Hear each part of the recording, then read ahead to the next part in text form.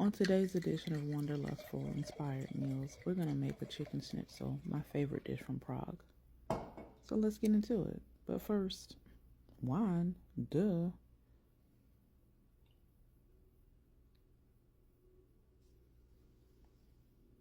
You ready?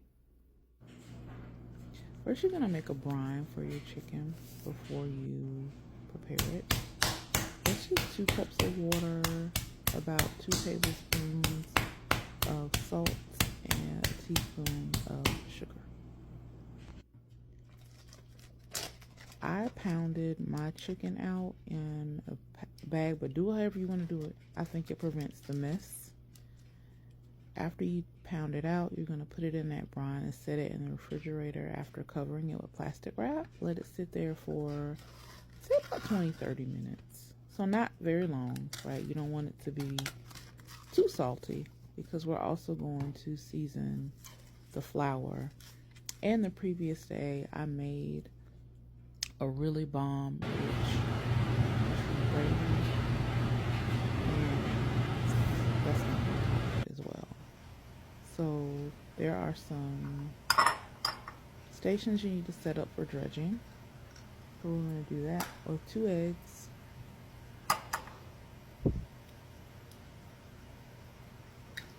I use a 1-to-1 gluten-free flour substitute. Because even though I don't have celiac disease, I do have gluten sensitivities. So I do try to limit the gluten in my diet as much as possible, right? But sometimes I do have a regular slice of cake if it's from my favorite places, or a regular like New York style slice of pizza.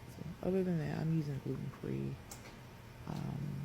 items for the most part.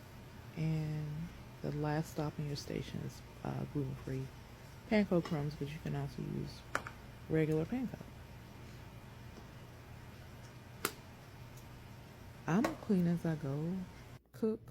So now that that's set up, we're going to season our flour with salt, black pepper, smoked paprika, garlic powder, and onion powder.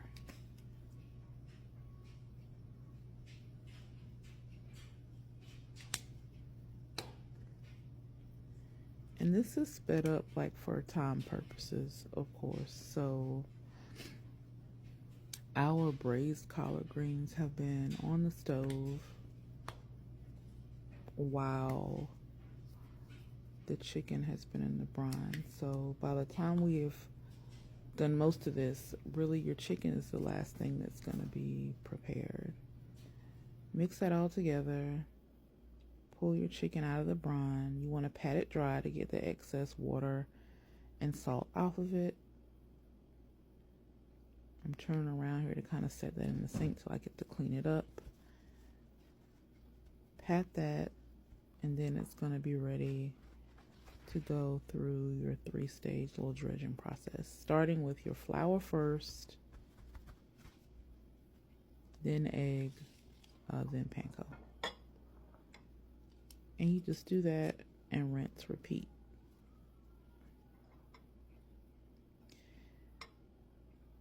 I will say that when I first pulled the chicken out, the next thing I did kind of off screen was go ahead and set up my cast iron skillet with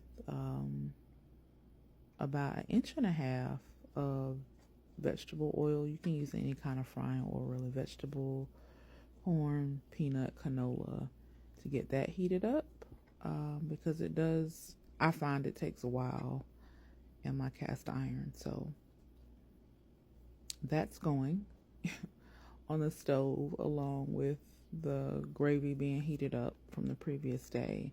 And the collard greens I actually cooked fresh that morning, so they're still on low simmering while I am prepping the schnitzel. Once that's ready, you're going to set it to the side on the plates, and by the time you do all of this, y'all, your oil should be good and hot. I like to test the hotness of my oil by sprinkling just a drop of water in there. If it comes up like a erupting volcano, when you do that, it's ready. So drop in your schnitzel cutlets. Since we've pounded them pretty thin, they're not gonna take 15-20 minutes at all. I normally cook mine for 10-15 minutes. I do turn them over about every 3 minutes because I like my chicken brown, like golden brown. And you want to check on your collards too. You're multitasking at the stove. I'm going to turn this over again. It's getting the color that I like. What I'm most excited about is the gravy on top of this schnitzel. Ooh, I just feel like it's gonna be fire. Think of like, I don't know, country fried chicken at like Cracker Barrel or something like that. That's what I would say it might be akin to. Now that's out the fryer and dried off for a bit, I like to just garnish with some sesame seeds, a little bit of fresh lemon juice. I dropped a lemon seed on it that I had to fish out, but that's okay. And then be generous with this gravy that you made. I am going to share a recipe for this gravy on my YouTube channel. I used oyster, shiitake, cremini, and portobello mushrooms. And then we got taste tested all together. And it was as tremendously delicious as I thought it was going to be.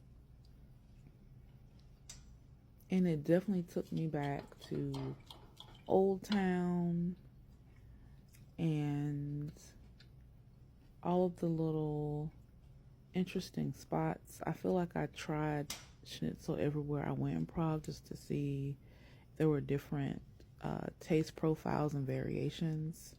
I also had a pork version there that I enjoyed very much on the dinner cruise that Katina and I went on. I'd love to know what meal-inspired dishes that you've tried from your travels. And I'm going to continue to do this from the places that I've been to. So, hope you enjoyed.